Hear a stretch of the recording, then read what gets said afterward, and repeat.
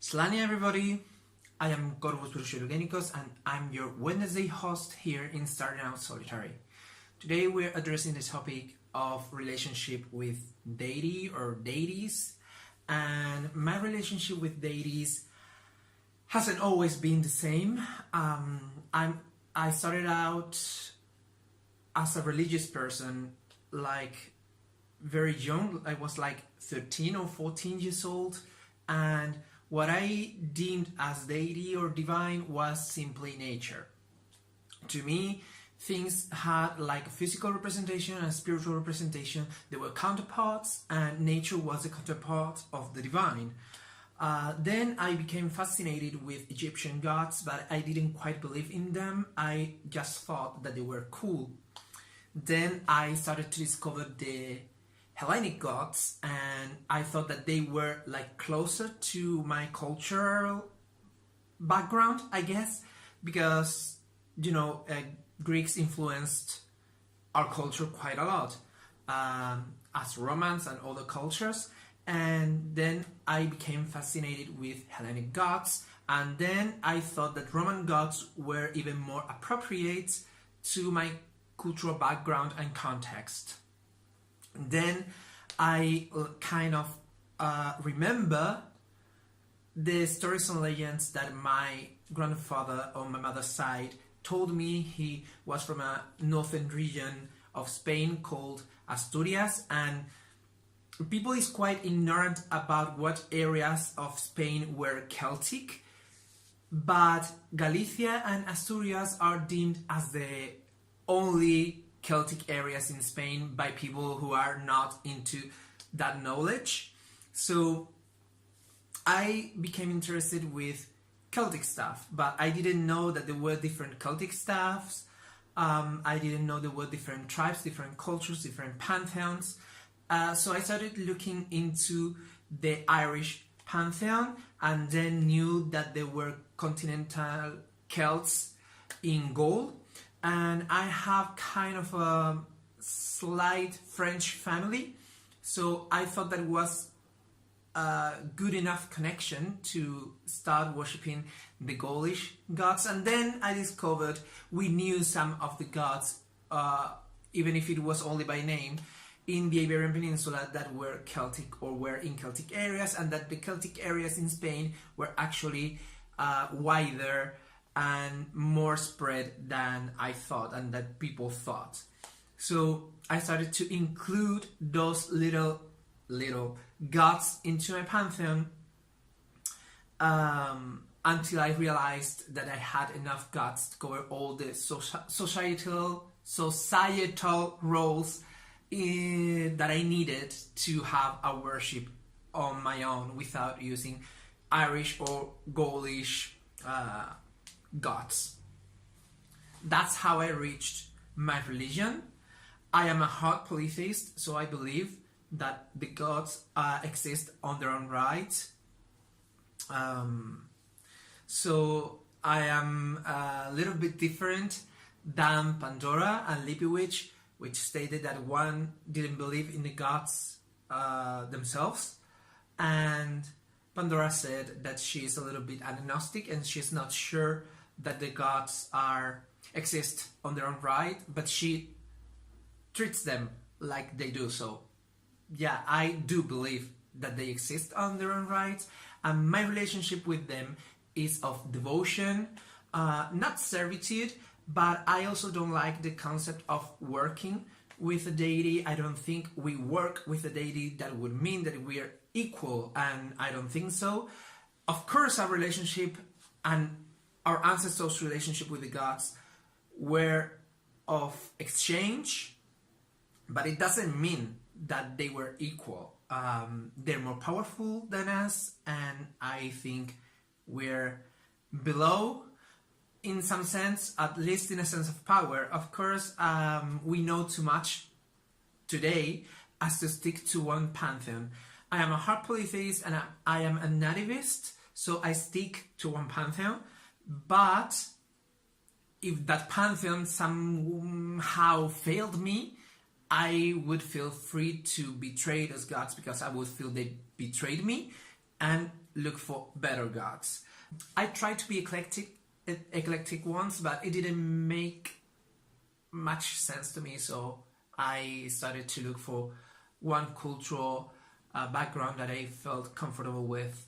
And since I needed ancestry because I do ancestral veneration, I understand that to do ancestral veneration I have to try to follow the patterns to some extent. I reached my religion that way.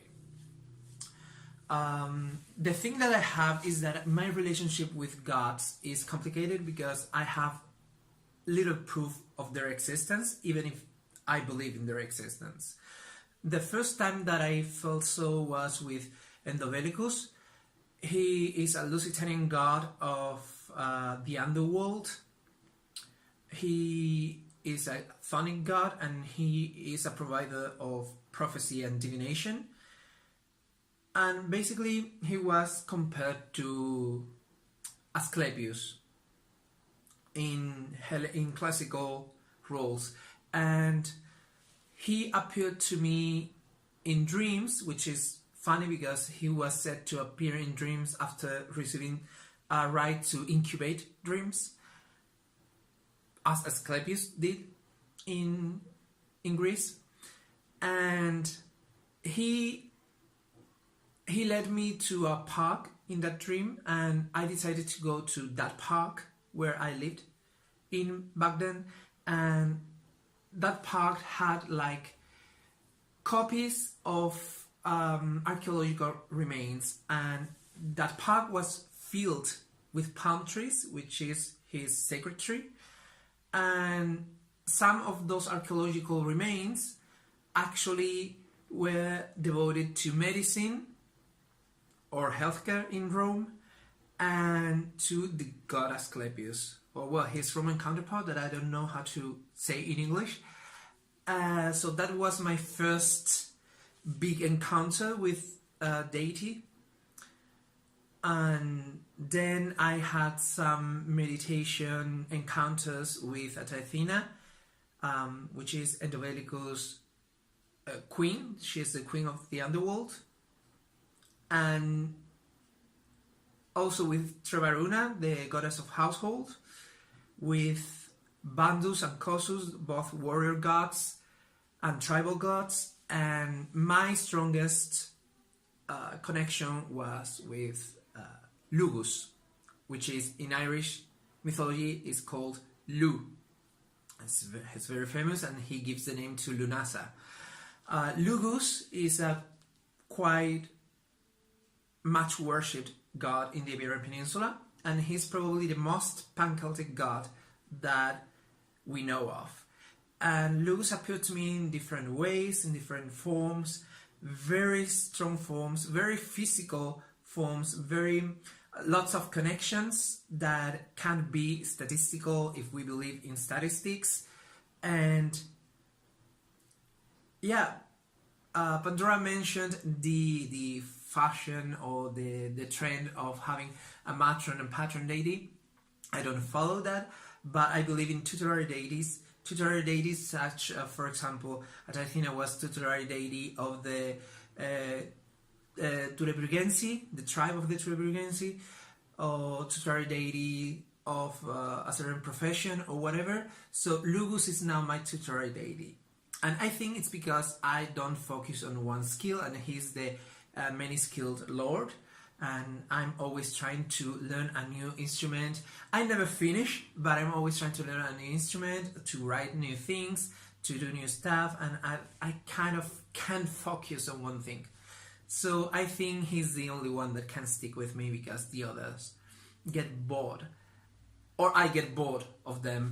Not bored like in a selfish way, but just that I focus on something, and after a certain time I focus on another thing. So yeah, he's my tutelary deity, at least until next Lunasa, in which we'll decide whether or not we renew our oath and our bond. And it's working pretty well, but I'm now sure of their existence because many things happened that I wasn't even inclined to think. So it's not even that I forced myself to imagine and to experience the things. There were things that I didn't think could happen, and one day they happened. So my relationship with deity is of mutual respect, of exchange, but also of devotion on my side. That's with the gods. Then we have spirits or gods that work like spirits.